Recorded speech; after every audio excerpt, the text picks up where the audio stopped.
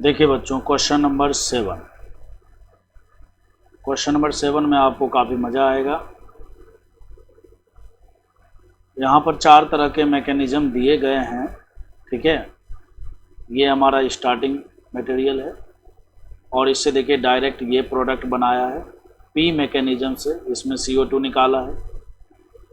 फिर दूसरा जो है मैकेनिज़्म Q, इस मैकेनिज़्म में ख़ास बात यह है कि CO2 निकला है और एक इंटरमीडिएट बना है। ठीक है, एक इंटरमीडिएट बना है बीच में, और इंटरमीडिएट बनने के बाद फिर से रिएक्शन आगे प्रोसीड हुआ है, और प्रोसीड होने के बाद उसमें ख़ास बात यह है कि आपको एक कार्बोनिल कंपाउंड भी मिलता है। ठीक है, आर मैकेनिज्म इस बात को रिप्रेजेंट करता है कि जो इसमें भी एक इंटरमीडिएट है। ये देखिए इंटरमीडिएट है, ये स्टार्टिंग मटेरियल, ये फाइनल, और उसके बीच में इंटरमीडिएट है। पी वाले मैकेनिज्म में देखिए क्या है ना, सिंगल स्टेप में ही प्रोडक्ट बनाया हुआ है, देखिए कोई इंटरमीडिएट नहीं है। और एस मैकेनिज्म में क्या है कि यहाँ पर भी एक इंटरमीडिएट है और फिर प्रोडक्ट बनाया हुआ है। ठीक है, जितने भी इंटरमीडिएट है ना, सब में एक एक खास बात है। सबसे पहले मैं क्यू और आर मैकेनिज्म के बारे में बताऊं।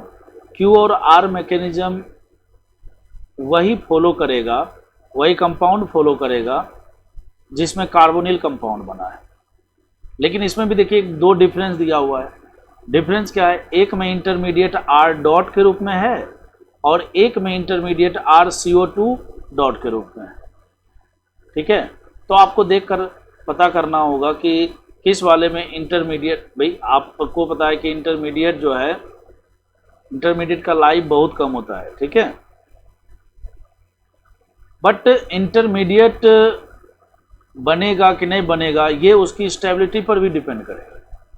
ठीक है, तो मेरे कहने का मतलब यह है कि हमें देखना होगा कि कौन सा कंपाउंड है जिसमें फाइनल प्रोडक्ट कार्बोनिल बन रहा है, और कार्बोनिल बन रहा है तो फिर उसका जो इंटरमीडिएट है वो R डॉट के रूप में स्टेबल है या RCO2 के रूप में स्टेबल है। ठीक है, उसके अकॉर्डिंग हमें Q और R को डिसाइड करना होगा। यहाँ पर भी वही वाली बात है। यहाँ पर देखिए P वाले मैकेनिज्म में क्या है कि ये तो डायरेक्ट प्रोडक्ट ही बनाएगा, और S वाले में है कि एक इंटरमीडिएट RCO2 डॉट के रूप में बनेगा और फिर डिकार्बोक्सिलेशन करके ये बनेगा। ठीक है, और इसमें कोई कार्बोनिल कंपाउंड नहीं बनेगा। ये मोटा मोटी एक मतलब मैकेनिज्म का पाथ दिया हुआ है PQRS, और इस जानकारी को लेकर अब यहाँ पर देखिए बहुत सारे क्वेश्चन दिए हुए हैं। ठीक है, क्या दिए हुए हैं, क्वेश्चन दिए हुए हैं, और फिर उसके बाद जो है मैचिंग टाइप का है। फिर उसके बाद जो है आपको पता करना है कि पी पाथ को, मतलब पी मैकेनिज्म को इसमें से कौन फॉलो करता है, क्यू को कौन फॉलो करता है, आर को। तो हम लोग उल्टा करेंगे, हम लोग 1 को ही स्टार्ट करेंगे, 1 से स्टार्ट करेंगे और फिर देखेंगे कि 1 से जो प्रोडक्ट बन रहा है वो किस मैकेनिज्म को फॉलो कर रहा है। तो देखिए बच्चों 1 क्या है, यहाँ पर 1 है देखिए PH CH2, फिर उसके बाद C डबल बॉन्ड O, फिर उसके बाद O, फिर O और CH3। यहाँ पर क्या होता है ना बच्चों, देखिए लोन पेयर है, आपको पता है लोन पेयर है। तो लोन पेयर के कारण क्या होता है ना, इस लोन पेयर में हर रिपल्सन होता है, और रिपल्सन के कारण ये जो पैरोक्सी बॉन्ड होते हैं ना, ये वीक बॉन्ड होते हैं। ठीक है, ये वीक बॉन्ड होते हैं, तो जिसके कारण क्या है कि इसमें थोड़ा सा भी अगर हीट दिया जाए तो ये बॉन्ड तुरंत टूट जाता है। तो जैसे ही टूटेगा तो देखिए क्या बनेगा, ये PH CH2 CO O dot और प्लस का OCH3। अब आपको ये सोचना है, कि अगर मैं यहाँ से CO2 निकाल दूँ, अगर मैं यहाँ से CO2 निकाल दूँ, ठीक है, CO2 निकलेगा कैसे, तो ये जो बॉन्ड है ना, इसका एक इलेक्ट्रॉन इधर शिफ्ट कर दीजिए और एक इलेक्ट्रॉन इधर शिफ्ट कर दीजिए। ठीक है, तो अगर मैं ऐसा करता हूँ तो PH CH2 dot benzylic radicals बन रहा है, और साथ ही साथ OCH3 डॉट, और ये CO2 तो खैर निकल ही जाएगा, उड़ जाएगा। तो सोचने वाली बात यह है कि ये हमारा स्टार्टिंग मटेरियल था, ये हमारा स्टार्टिंग मटेरियल था, और स्टार्टिंग से जब हमें ये प्रोडक्ट मिला है, ठीक है, ये प्रोडक्ट मिला है, इसमें देखिए कोई कार्बोनिल कंपाउंड नहीं मिला है, नहीं मिला है ना। तो चूंकि कार्बोनिल कंपाउंड नहीं मिला है तो इसका मतलब या तो मैकेनिज्म P लगने वाला है और या फिर मैकेनिज्म S लगने वाला है, ठीक है। मतलब ये जो प्रोडक्ट बना है ये या तो P मैकेनिज्म से बनेगा या S मैकेनिज्म से बनेगा। लेकिन सवाल उठता है कि क्या इसमें इंटरमीडिएट के रूप में ये जो है ये स्टेबल है, क्या ये बन पाएगा, मतलब इसका कुछ लाइफ होगा कि नहीं होगा। तो इसका जवाब है कि नहीं होगा। क्यों नहीं होगा? क्योंकि ये जो बेंजाइलिक कैटायन है ना, ये बेंजाइलिक कैटायन है, ये इस वाले इंटरमीडिएट से ज़्यादा स्टेबल है। तो जैसे ही आप यहाँ पर पैरोक्सी बॉन्ड तोड़ोगे ना, तो पैरोक्सी बॉन्ड तोड़ने के बाद तुरंत ये वाला यहाँ से CO2 निकल जाएगा और बेसिकली ये बनेगा। कहने का मतलब इससे ये डायरेक्ट बन जाएगा, ठीक है, इससे ये डायरेक्ट बन जाएगा। तो ये जो फर्स्ट कंपाउंड है ना, इसमें मैकेनिज्म कौन सा लगेगा? इसमें मैकेनिज्म लगेगा बच्चों P लगेगा या S लगेगा। देखिए दोनों में प्रोडक्ट सेम बना हुआ, R dot R dash O dot, यहाँ पर देखिए R dot R dash O dot. बस अंतर ये है कि एक में इंटरमीडिएट है और एक में इंटरमीडिएट नहीं है, एक में इंटरमीडिएट है और एक में इंटरमीडिएट नहीं है। तो इसमें जो मैकेनिज्म लगेगा ना बच्चों, वो लगेगा फर्स्ट वाले कंपाउंड में P मैकेनिज्म लगेगा। अब इसमें थोड़ा सा आपको कंफ्यूजन हो सकता है, ठीक है, इसमें थोड़ा सा आपको कंफ्यूजन हो सकता है। वो कंफ्यूजन आपका मिटेगा तब जब आप सेकेंड वाले को सॉल्व करो, ठीक है, जब आप सेकेंड वाले को सॉल्व करो। अब देखो सेकेंड वाले को मैं आपको बताता हूँ, PH C double bond O, फिर O, फिर O, फिर CH3। जैसा कि आप समझ चुके होंगे, ये इधर, ये इधर, PHCO O प्लस का OCH3। अब आपको ये सोचना है कि क्या इसमें इंटरमीडिएट बनेगा, बनना जरूरी है कि नहीं। अब आप यहां से अगर इस CO2 को निकाल देते हो, अगर आप यहां से इस CO2 को निकाल देते हो बच्चों, तो ये देखिए क्या बनेगा, PH डॉट और प्लस का CO2 प्लस का ये बनेगा OCH3 डॉट। समझ रहे हो ना बात।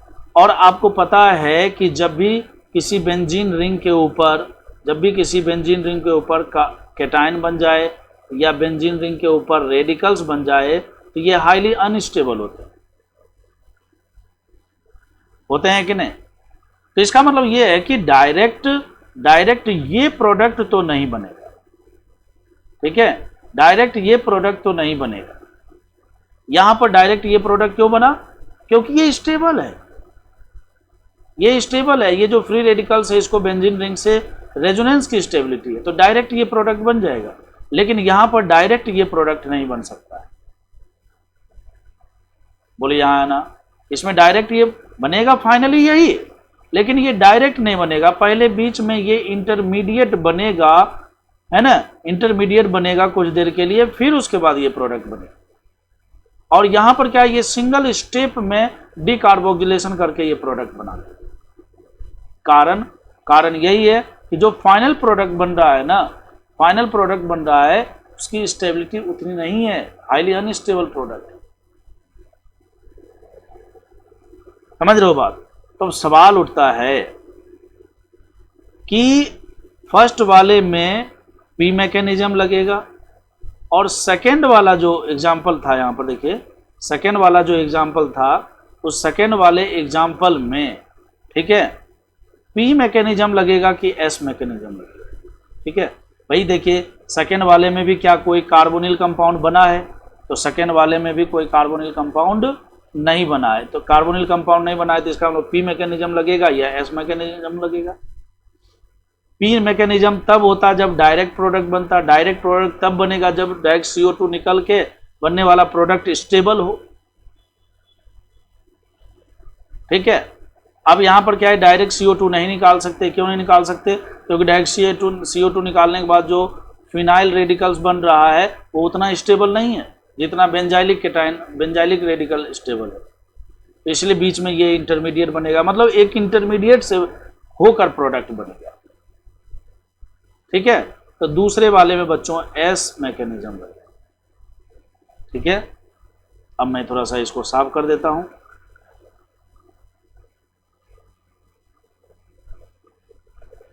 तो चलिए दो तो क्लियर हो गया। पहले वाले में पी मैकेनिज्म लग गया और दूसरे वाले में एस मैकेनिज्म लग गया। अब तीसरा और चौथा सोल्व करते हैं।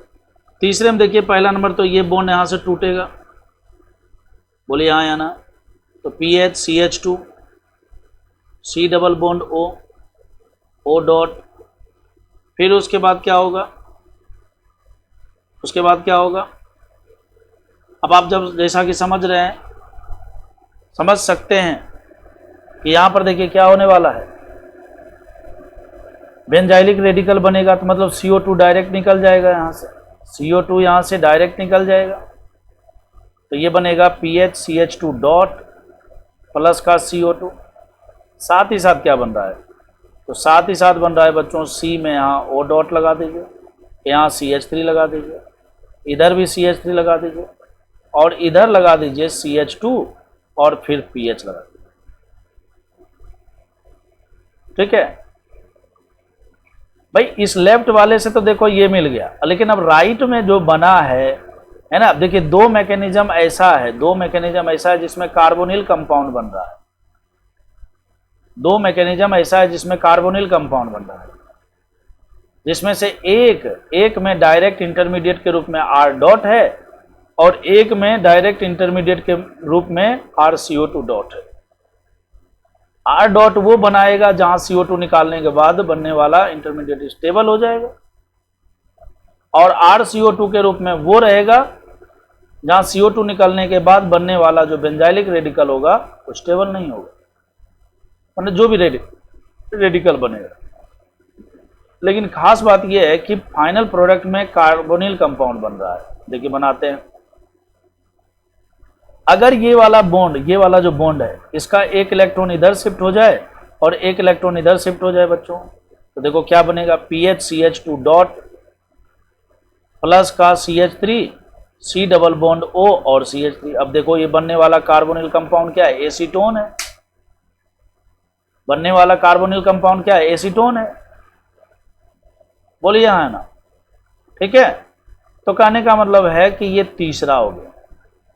अब सवाल उठता है कि तीसरे वाले में कौन सा मैकेनिज्म लगेगा, क्यों लगेगा कि R लगेगा। तो ये हम लोग डिसाइड करेंगे थोड़ी देर में।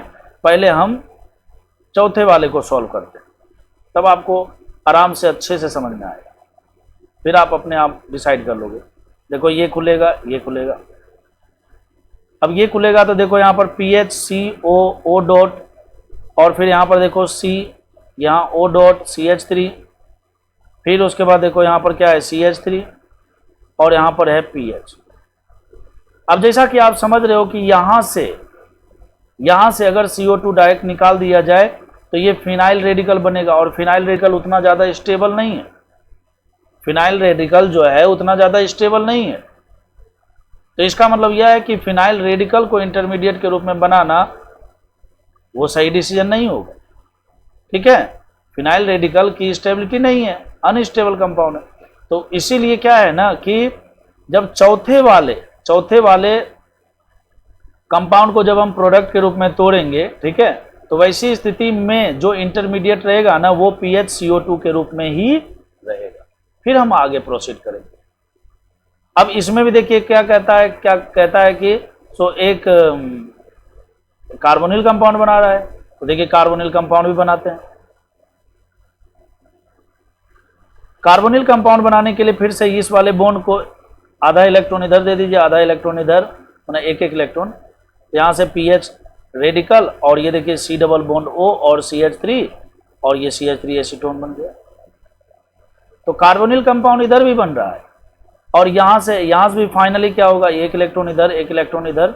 यहाँ से देखिए PH डॉट CO2, और ये मतलब जो फाइनल प्रोडक्ट बन रहा है ना उसमें एक पीएच डॉट बनेगा फिनाइल रेडिकल, यहाँ से भी वही हो रहा है, CO2 उड़ जाएगा और साथ ही साथ कार्बोनिल कंपाउंड बन रहा है।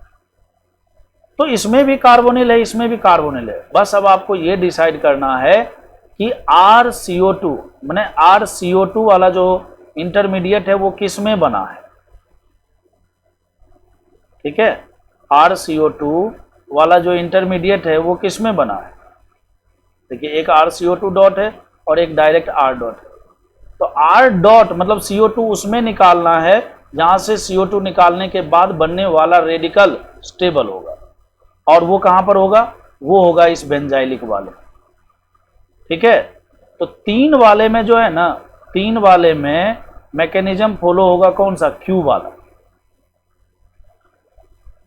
3 वाले में मैकेनिज्म फॉलो होगा Q वाला, और 4 वाले में मैकेनिज्म फॉलो होगा कौन वाला बताइए, R वाला होगा। ठीक है, तो 3 वाले में Q वाला, 3 वाले में Q, और 4 वाले में कौन सा, 4 वाले में R वाला मैकेनिज्म। तो देखिए P1 Q3 R4 और S2 करके ऑप्शन देखिए आपको दिख रहा है फर्स्ट पे। ठीक है, तो मैं उम्मीद करता हूं कि आपको ये समझ में आया होगा। थोड़ा सा लेंदी है, लेकिन अगर आप 1-2 बार इसको लिख कर प्रैक्टिस करोगे तो आपको अच्छे से समझ में आ जाएगा। ठीक है।